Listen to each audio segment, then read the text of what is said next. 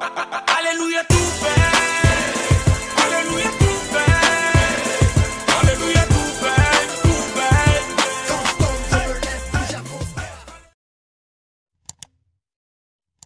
Ya jika ka amul yo amul tote mi yo mi ba no yo mori amul be jak ba fo na gba nya chami gba fo polo adu zrike gba fo polo adu parce que jalousie a ja wa gbeto su bo nya mi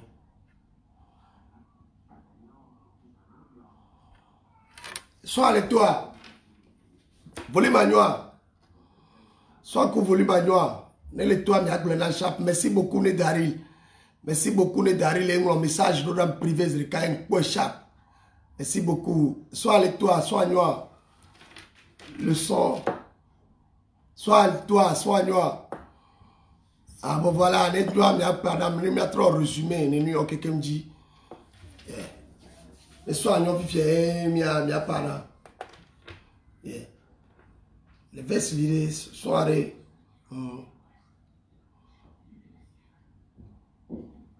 Voilà.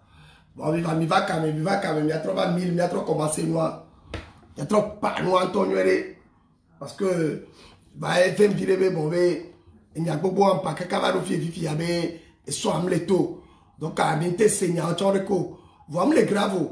Ne joie, ne tiens, mes joro. Quand des jibes, ne joie, mes jo. Bon, ma trop bon, ami, pepe, qui me blé, fifia. Va y mater bon, je suis bon, qui est à mes roues, massé. Et gomme. Voilà. M'lek blobé allez. Vidéo ré ouais ben pété plan les vidéos avec. Do Raoul be vidéo ta. Parce que Raoul a kemé les prisons. De mon la signe avait mis pompo subo. Tu nya zikwe Antonia nyorebe. Kole Raoul zerikan ouais qui m'a olé mais ouais foni. Kaka amne numéro que o yiken gbe mi ko renseignement. Et bébé n'keke mea que Raoul est pas mea elle est pas mais si be miabe frère re menina minene ni sen ke mi le glagome elle est si be mi malo yo mola elle est si be miabe frère menine donc a du coup a mcham do mjesi ame menyi be na jesi tonye be maso onu baro enye hiana o chade ke o voilà kaka so prison pas mea mcham do ape chioni donc elle est pas mais to cha mi ploto cha mi ko gat kone Raoul le pas mais Kobe gad kole si ame mi bio me kewe honema. Mi bio yo donc bo mi se. Tifia enweba ke. Mule net di bio na vidéo mi nyanu kole jobe enu ke Raoul awo ke gbo ipa me a munyo. Il est d'accord. Voici que nya yi o le ture pa me a echa munyo. Enyema fo igbe matin. Pangbo novinye. Frère de blogueur.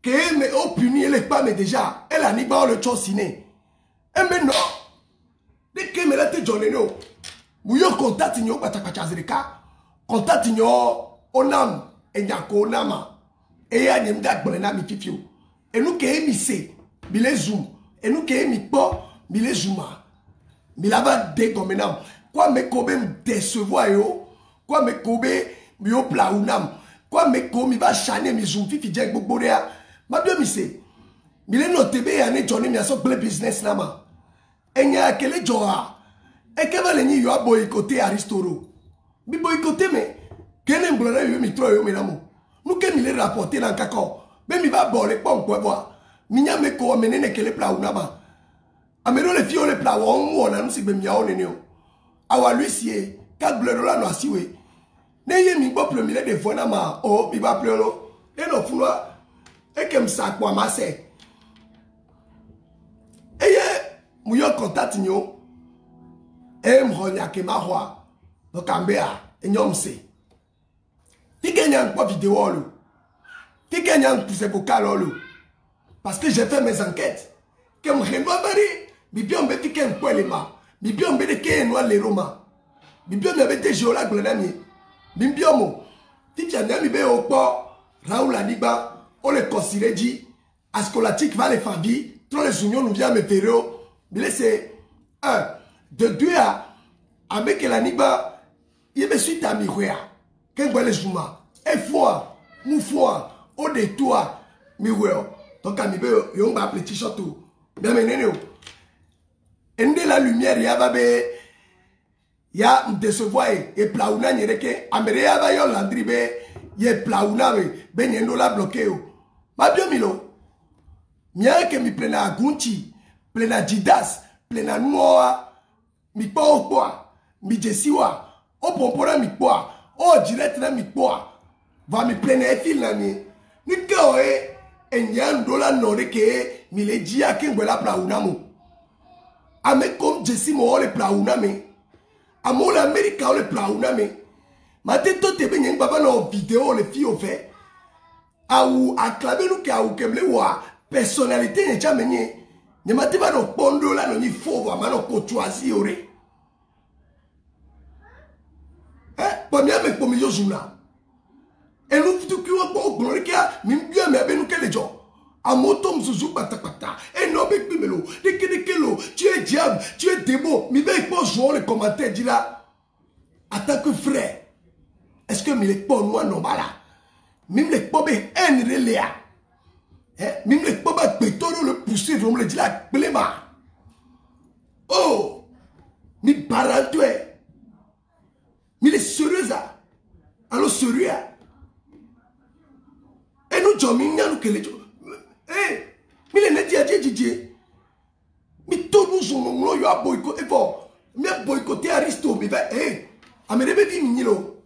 Merebe di o mi acha minilo. Mi yine mi avec pas photo coup.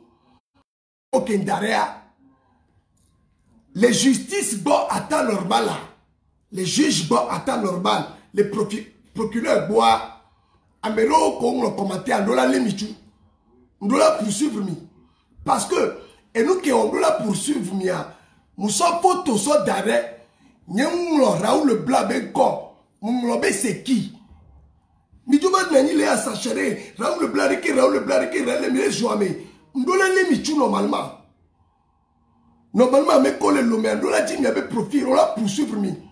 Parce que, nous avons récupéré un corps, on veut juste c'est qui. Il y a tout qui va châtiner les zoom. Donc, dans la vidéo, est-ce que vous avez ma mère, mais c'est qui? Parce que nous avons les ports noirs. Alors, mais que vous avez dit à Djinam. Donc, du coup, on a c'est qui? C'est qui? À nous de juger maintenant, c'est qui vraiment? Nous sommes dans un doute. On ne comprend plus rien. Mais la suite, c'est chez moi. Est-ce que vous comprenez un peu? Madame, il faut nous mettre à péto les haines menées nos vies. À me les filles, si la lumière, on l'a on peut profiter de Calais. On l'a dit si au bonnier et rond. On a nous gommé. Les faux profils au gommé. À me faire mettons. Et on a nos on a soumis, on a mis tomele, on a nos wéo quelqu'un va dimanche la doigt, on a badaou, on a banani, on a mauvais comme maoune yayo, on a banetiji, on a vifon, et d'abord non nommé, ben maoula ou nayo, d'autres on a besoin de faux profil gommé, à gazumi, à pelemi, à poids métallinon, à d'autres carano colépidia, et dilano jo, au bout d'un bas même les poyo, mon ami, Dieu te voit. Ma chérie, ma soeur, Dieu te voit, Maou le port, le cracodo, et tu vas le payer. Et n'y a rien de baby. Faut qu'il a me belle et n'y a signé. Faut me la signer. Je ne traite pas avec des fous. Mais faut me dire quand vous voulez. Mais toi, elle nous sort plantonné quand vous voulez. A me ko film na ma, on pas plantonné film. A me ko, on le sommena, ma, on pas plantonné le sommena. Et d'un coup, finalement, ma Jessie mi quelqu'un. Ouais. Ok. Sois les noirs. Ici la mène, faut me parler. Tu dis quoi? Tu parlais. Ici la mène, faut me parler.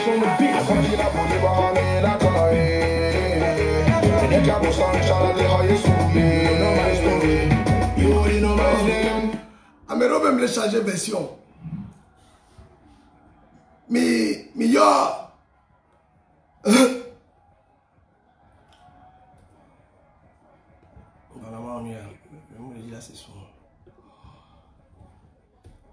Ah ben, il les changer version. Nous changer version que quand il y a que les gloires, nous comme les gloires, nous n'y a pas noir là, c'est nous comme les gloires comme et nous me quoi et nous qui n'avons partagé vidéo à m'approuver parce que Tchano vient avec le lever là si bien ok néné. Voilà Amero les on le profiter les game en même temps, il faut qu'il se calme un peu. Amero mi Jesse o mi pas au si bien les nita o mais non comme yo mi boule fie comme ya ben no quelqu'un. Si tu as mis wonu qui m'a wonu anto, va mi banglo bébé nya homme d'affaires yem nyolo. Nya il rentre. Ne mi m'a pleu à me boule plein wa bébé quoi tolo. Mathieu nya si beja plein amlo. Si tu as que mi la greno bene chale toi aussi ba quoi baja. Au moins lui ici connaît la vérité. Et tu allais voir en vidéo. Moi je suis là. C'est mon avis. Ah mais c'est votre droit n'est pas vie. Ah mais même les prisons founois. Et j'ai la tigre même nos prisons, c'est à toi. À mon côté, je dis correct que me tuer. Alors, on a déjà. Alors, on a déjà. Alors, on a déjà. Qu'est-ce qu'on a dit?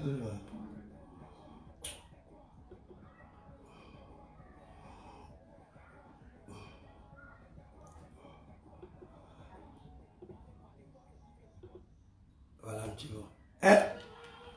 A mauvais vieux le fou qu'on on est pour améliorer politique on les pas me fou amé les deux qu'on les biare Raoul et Jerika oui nous quand on le tourne on a mis pas mi dira pas me ne tieme mi baralo mi baranto mi dudu vovo na nya mi be oni fana me 33 000 alors ne ne chama ma quoi mais soyons dans la logique hein. Si c'est moi qui bug il faut baisser mais il y en a deux drogueurs mais il faut commentaire et nous combien de millions et sont combien avec combien de commentaires vous me faites pitié ouais vous le cas hein pourquoi anyway amenu via dormir et de nous porte et nous mounio eni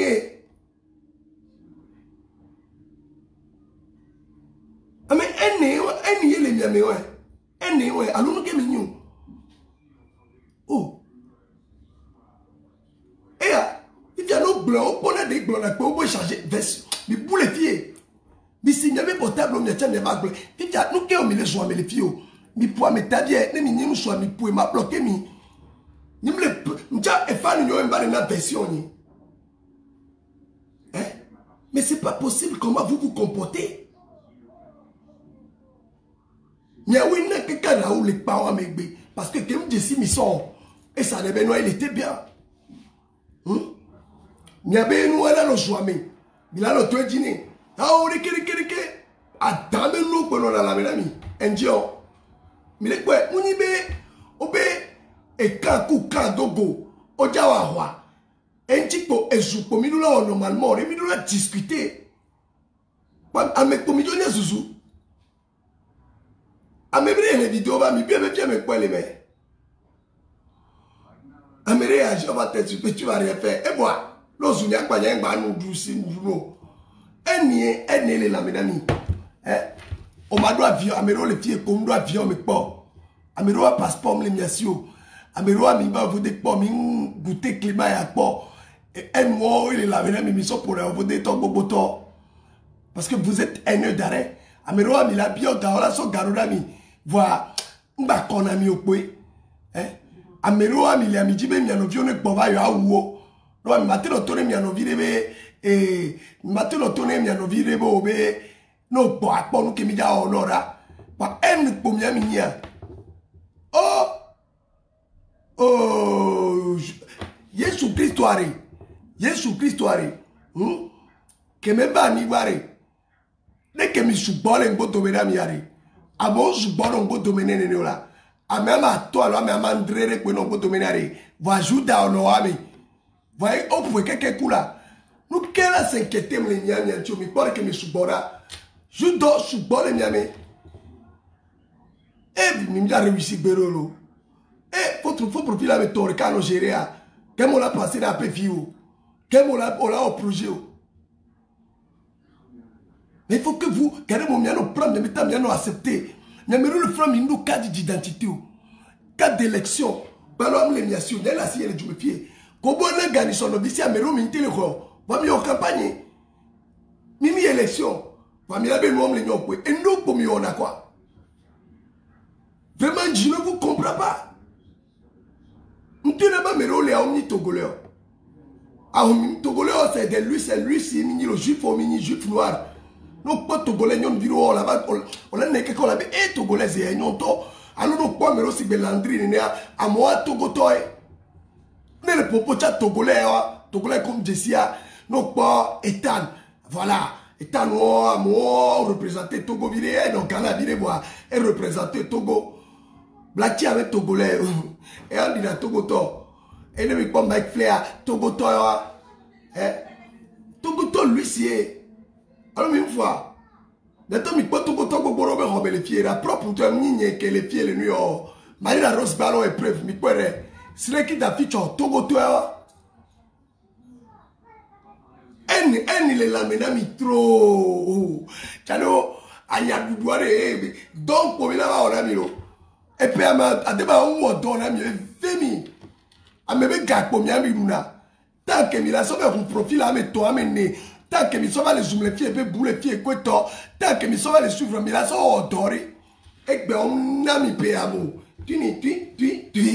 Zéro cocorico. Mi va bien encore. Me gars pour miami luna. Amenez va donner mia. Et nous, tu que là où la joie donner ou mi. A tolu où mi va l'ordre les réseaux sociaux dit il est noté pas mon loup sardine et bah mon ami avait besoin là je connais sois-toi tout s'explique non ah Milano best way mais oui, pourquoi on se dit la vérité pour que les choses. T'as les maman non, on va chaque dimanche. Nous, quand on boum avec les mamans, oui, mia nous qu'elle est mia bébé, c'est ça. Mina te bombe, maman, elle a mis ça. On a mis notre télé, tu sortes qu'on le plaît, la mia. Malo Gava, ça va ton ami. Malo, coucou, quoi, ma ami. Nada, jo. Timoni Kwetoro, à Hong Kong, et bon, qui, non, l'homme, au rôle à Pérétine et Chama Pérétioé. Mais les profils, mesdames, mi pas Betora, mais les maladies, mi boule fier, mi a désabonné, mi a besoin, mi a pas pour nous, ma n'y a mené pour le roi, toi, au bois Joliti et que tu go for me, à mes 12 yeux, à mes 12 mois, mi pas mené que les suivre à Mera. Ah mais elle est normale là. Oh, pas de la trop nationalité à nous. On dit français, tu as américain m'a dit. Ah mais suivi par 39 984 personnes. Oh Jolitia, 12 personnes. Espoir qu'elle est mieux. Vous préférez ballon moi ma vélo ça les marcher les pieds assis mais véro samedi et toi dîner oui. Déjà ne ballon mais a ukamole pre 34 € alors vers le pied kengba masarika enyaela noenchi ndo préféré bela merojo noa ne rekojo ma timoni kweto na ma ne yama o kado na ma o pibuna mi hobi mi le pama nyemi na mi ba ji dore mi ao ke mi be dore o un profil ame no mi ava lo so ame le Facebook dia mi la so dore mi no te ba deba o deba on kana mi le on kana mi ne o nge do nyami wona do câble mi bema dit doré mi ao ya peto que on a do am lo e pe le terre mi a dit e pe le terre mi a dit mi ba le mo lu ku saji no oh papa me plépizare ya manu okay mi sunyalo ya me plépizare ma mon frère dane pour me dit faire rouge le ma daredi e dro motro ya a dit faire rouge le ka oh on est encore toi à 19h pour gagner toi pour 19h pour je fais rouge les drones moto à nous faire rouge du pizza carlo pour carré bon ma donne quand ma moi mais là non oui ya mi a pas on a pas bien boire Il a mené le plat, ouais, il était à port. Il a mis le fil là. Vous avez dit que il a pas badam bleu ou mao l'ouvrir l'ami.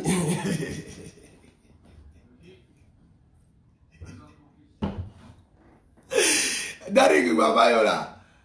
Quel puis j'ai pas là. Il avait raté tout à la un jour pour la nuit, un jour, mi pas un jour, pas mi va boire avec plus beau, boire avec publicité. Pour la nuit, et on nous a dit que quoi t'en nous pour on a. Il y a un bien jour à clair nilo. On t'a pas le arrêt, pour pièce arrêt. Propre d'awacha proposé. Et nous podi au cadre bleu cham les nations, mais avant le dos pour aller à l'évier. Mi tête ça bonne mi a boule pied kaba. Et po. T'as beaucoup d'amis. On peut gaz loin mais on m'a bien collé gaz à dire toi mon mec cavaloya. Et on a mené bien mais on peut tomber à oula la philo. On peut manifestation. T'as beaucoup d'amis. N'am vous avez courage diri sur loi mais la ni ba enjolé stressé à gaz. On me les conscient Raoul. On me les conscient puis le corps. On me colon. C'est normal eh. Quand on a si amo tu la fait noya bo vous avez assis to omenia. Au père et on a chiffre d'affaires c'est bien non on laisse à mol kweto à mamol dimanche. À bientôt que nyoé. Il faut aller au tuno trop bois. Peut-être on va pas dans le fou. À toi tu as les débega. Quand joli ti wana la bonu fan wala nani po nyama nanyo. Mila rogawa no to aso ondea. Ni babe ole o buzz. Babe gaz loy. Enyebe bonua. Mle no te pas matua. Il y a mi bale junya. Mi tout le monde pose au bene calme milo. Mi a pas fait en vérité en kebelania. En tout cas le cimetière n'est pas fait pour rien. Mérito wa yekua mi l'a dit. Wa yekua enterré terre. Voilà. Il y a quelqu'un qui a pas mis bas de business là néné. Et tu dois marcher à sa colle et à pas personnel sa colle à ce soir mango. Par la mission. Et dit faire carrément dit. Non. Non, ils ont la dit.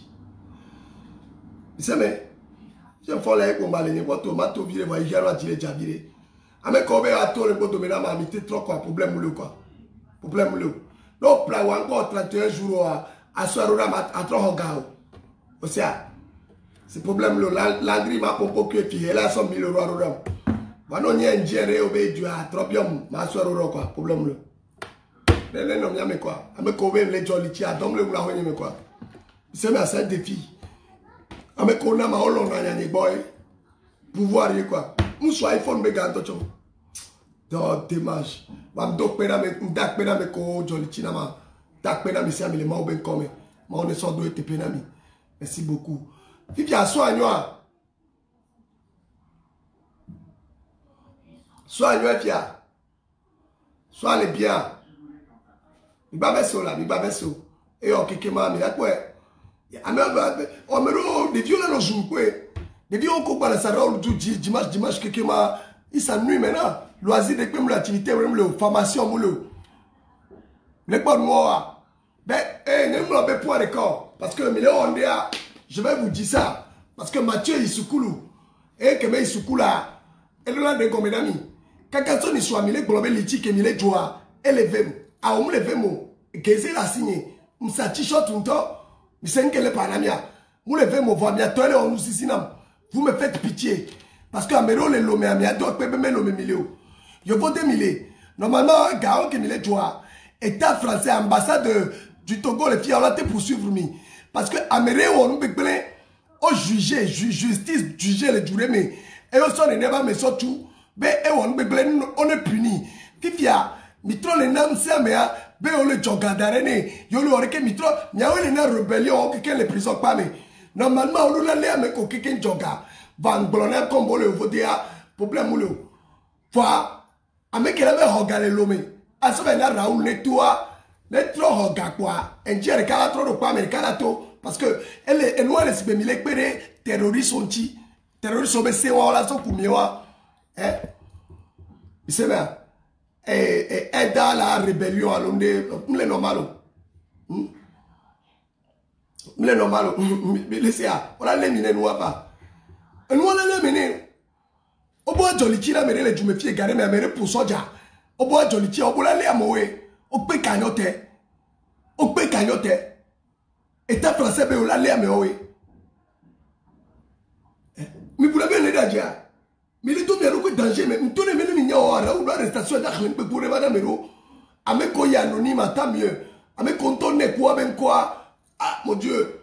Aéroport que vous avez dit il t'a pris hein parce que Améron on a donné net dit spécialement le président Slo. Wacha avec deux matin midi soir. Ame ko kike joliti wa. Ah il y a ben quoi le foulo. Ah mi ba yolo le bida vieux me dire on va vous poursuivre là non miantilo parce que vous avez aidé en rébellion. Parce que mi péré terrorisme. Ame on nous barra justice punir mi veut les joga. Ah ben les gars, moi je vous dis ça va tomber sur vous, ça va pas tarder.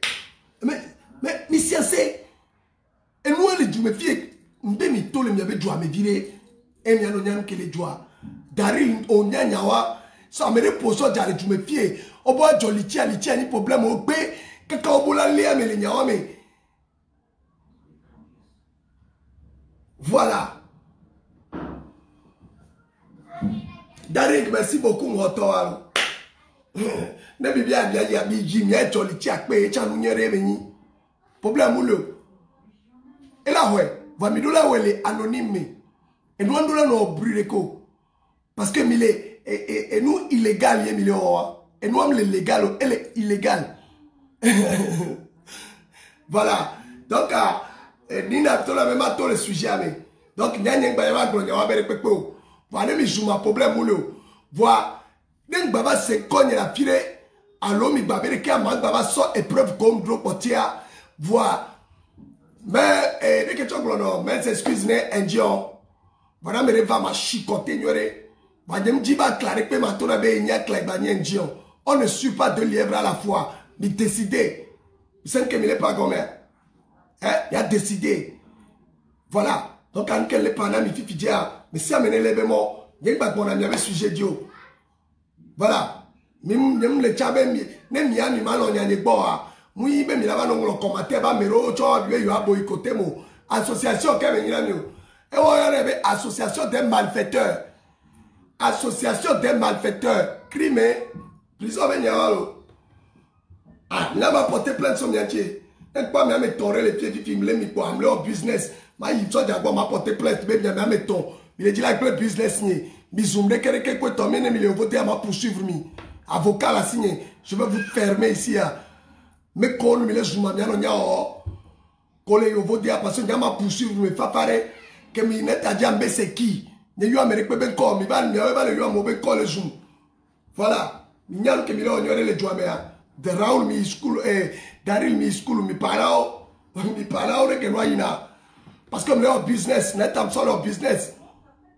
Voilà, n'est pas tout nous n'y a remettra, nous trois là à pas vigner mna n'y pas zoomio. Donc à n'y pas le pourquoi fifier, n'y a mi va le zoomo. Kakabe, yo a le business n'y, yo ne boycotté. N'y a même toré pour magic pour association de malfaiteurs, crime meni.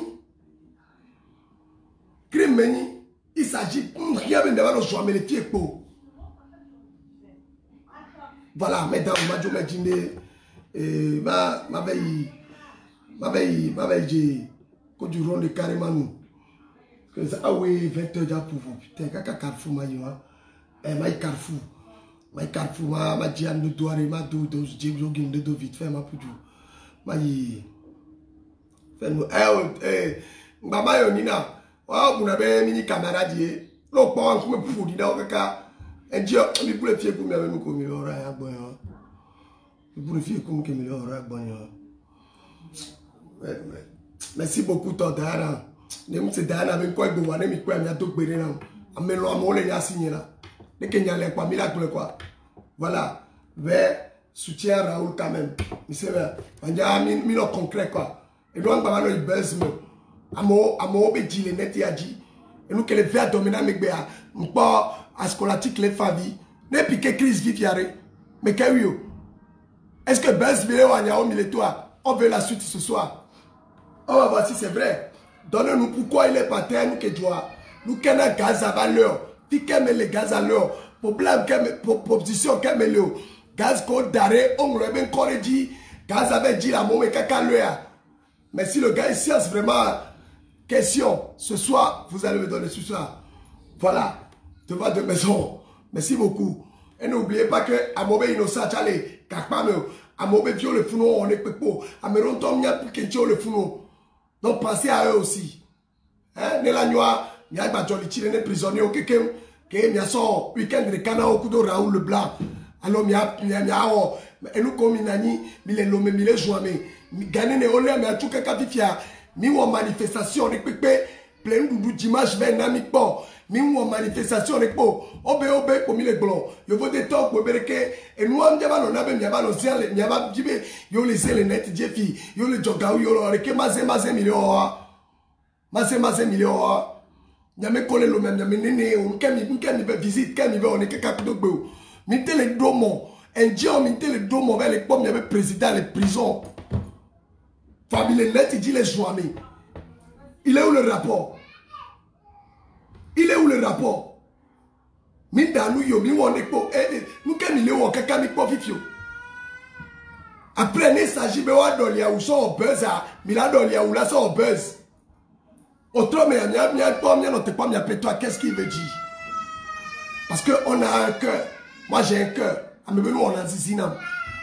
Et qu'il y a un gars qui et une enquête, et il y a les bonnes. Donc, buzz avec suite à buzz, on veut savoir, au détour, au évacuer, et foi, de que on veut savoir. Et les cas où les gaz à quoi alors les panis, on veut savoir. Faites, voilà. Tout le monde mi jesimo, mi jesimo, mi baro pa, mi baro nous on a mou. C'est bon. Non, mec pas vigno quoi. Mec pas vigno parce que vigno était à Paris. Mec pas vigno soir à Tanbegaya, on va trop pour la mignonne et on va pour voir nous Antonio. Donc sur ça, je vous aime beaucoup et que moi je suis là. Quand vous voulez, mais ce que je suis en train de faire, je fais très lourd. Parce que le monde entier, c'est même le projet, je crée des emplois. Fia, yo vole retourner nyam la home quoi. C'est bien. Nous allons livrer mille miagboire. Ma côté à l'omassa là. Yo vole il a UPS quoi et son 9 heures à coller là ma fille yo vole là là. Moi je fais bosser les blancs dans leur pays. Au sein que les blancs là, mais qu'on le retourne à mon yan qu'elle n'est pas. Tu n'as fait du mois quoi. Pétonarium l'a signé. Donc il faut me respecter. Voilà, moi je ne suis pas un prisonnier. Aristo avance et toi tu fais quoi? Viens ma fille. Oh, tu sais quoi? Pourquoi tu pleures? Oh, c'est bon. On va sortir un peu. Tu veux sortir? Oui, je veux sortir. Tu veux sortir? Tu vas rester tranquille? Va, mais ta culotte, je sais pas. Les deux pantalons. On a deux pantalons.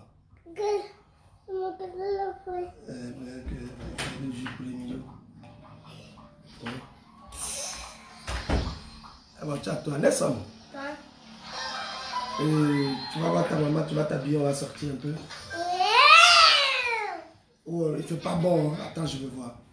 Bon, mais non, on va s'occuper des vidéos. Il y a partagé vidéo. On va mettre au il y a plein de business là, mais il y a Maoune quoi. C'est bien. Maoune Yirami. Parce qu'il n'y a rien qui pour maman non blanc. Parce que même il y a autre les CDV Raoul ou Amérique quoi. Amole on le pompo les CDV. Amole on le pompe que les joueurs les CDV. Donc il faut que vous calmez tout ça un peu. Et bien avancer nous et nous qui voilà jouer assez longtemps. Mais Amérique là petit problème les filles on gagne parce que il est exagéré. Il y a quelqu'un qui va bon les jours. Mais pour moi, je suis là. Elle est là, mais pour moi, il est là. Mais nous avons mis pas, elle est famille. Mais nous avons mis, vous dites, tout le monde, on est pénal. Alors, les gens qui ont mis, ils ont collé pour la mieux. Mais pétore, dès que Mila escroqué, on les démerdé, on les s'en sorti. On les plaidé 1 million, on les lomé, qu'on les vivre mieux, nous corps, il y a aucun problème. Nous les disons là, on est quoi? Mais quand vous profilez à mettre toi, mais à toi, nous jouons. Gagne là-bas, encore business là. T'as même volé, mieux. Dans mes volets, il faut qu'on se dise la vérité. Mais me dit la trier, mais pour mais il y a une souba ou un temps. Que est souba, mais André, pour le timbre, mais il y a la même 8. Oh oui. Il y a mis souba, et il y a un peu de sang. Oh, elle me répète, trahir avec le Nelson, hey, donne-moi ça pour tout, mais non, Fidji. Yeah. Donne-moi quelque chose. Il va jeter ça dehors. Donne-moi un truc pour gratter ça, Sophia, s'il te plaît. Avec ton ongle? Oh non, je ne veux pas salir mon ongle. Passe-moi quelque chose, s'il te plaît. Au pied. Oh, madame, bon, mais ma doigt dit, il y avait tanné, on est ma doigt dit, on est 200 000 € par zéro, il faut pas ma boule, quand même, zéro. Un bébé blanc, mais il y a un peu de temps. Ma mère m'a bloqué, mais quelqu'un ne va pas le temps. Il y a un va bloquer la vie dans quoi. Va bloquer mes blablabla, va leur commis, cagaré. Eh, ah, mais il doit vieux, mais fort. Il doit vieux, mais quand il doit vieux, mais caca va ho, avion à la va drôler, pommé, caca on va pas welcome to Paris, à la va dit, à va Paris, caca va ton house dit, caca on va trop nous retrouver mort. Mathieu n'a si bien blonde, mais bien vivre le vote quoi va la joie n'a vovoé. Même c'est mais aussi bien c'est on a un président blonde. Ah pas mais n'a quelqu'un. Pas mes amis, n'a grand frère au tchad et ah pas mes amis. À peine il avait dormi ami quoi. À peine il avait mis quoi, il y avait envie ni toi. Mais les petits failles les petits va mi ma quoi je suis là quand vous voulez. L'André Tonien, il vient l'André c'est amené. Andy ameni wa amenye. Andy ameni wa amenye. Andy ameni wa re. Amenye ma doit dire aller fiare.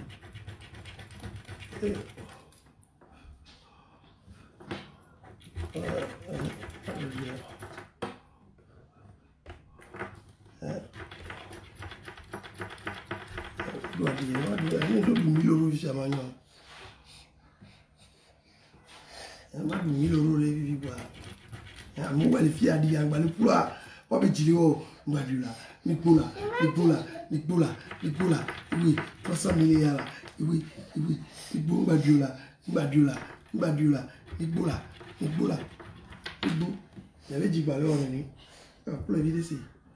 Vraiment vérifier.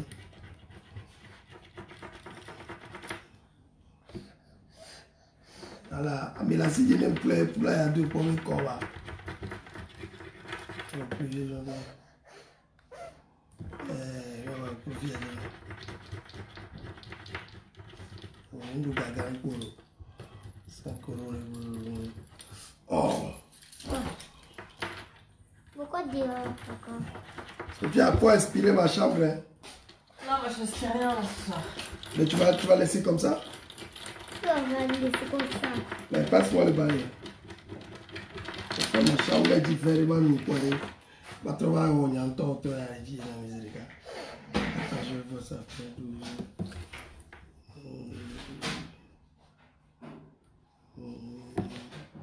Mimajo, il va noter. Il y a mon petit shot d'amlo. Et à quel époque lui on le pia. Et le petit shot le livré à le livrer où. Business à les salons mais où. Ah, les millions de pauvres n'y en bois. Ouais, vous savez que les diffus, 1 million, nous les filles, quoi, 1 million de 12 millions, coton. 5 € avec toi. Bon, merci beaucoup pour la jeunesse. Merci d'être le soutenir. Merci, bon voilà, ce soir on va voir 20 h à Yapo. Et pour Djabo, oui, Mathieu, 20 h pour, oui, Mathieu. Je viens pour Mathieu. Mais vous allez manger quoi ce soir? Moi, je vais prendre du pizza.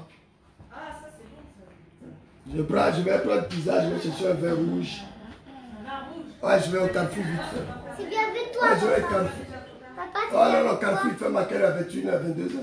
Tiens, non, je vais ma... Non, laisse-moi. Ah, mais ils arrivent. Papa, tu peux m'aimer avec toi, Carrefour? Eh ben, tu t'habilles. Ah non, il fait pas bien de bon. Demain. Anna. Oui, comment ça? Hein? Ben, va t'habiller, on y va.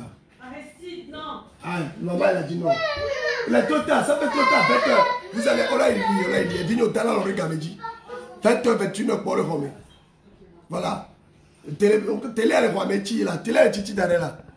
Télé, elle est chichi d'arrêt. Télé, elle est fruit. Télé, elle est fruit. Mais quoi? Télé, elle est fruit. Télé, elle est fruit. Yami papa mi appelle le casinier me le robena me roke bomi va les jeunes. Casinier, kojo dans l'air me le robena mi. Papa, tu peux avec moi. Non, non, attends d'abord, laisse-moi finir. Casinier me le robena mi. Cuisinier, zéro. Micro-ondes, amero le jouma, micro-ondes me le bien sûr. Arrête là. Micro-ondes me le bien sûr. Mais pas combien de fois vous êtes haine que la madame y a remis des noms à mi réussi. Et toi, il y a des haines que la madame y a des journaux à mi réussi, ça c'est sûr. Vous savez, ah bah d'accord, direct mais quoi, bye bye. Vous visez, ils arrivent bye bye.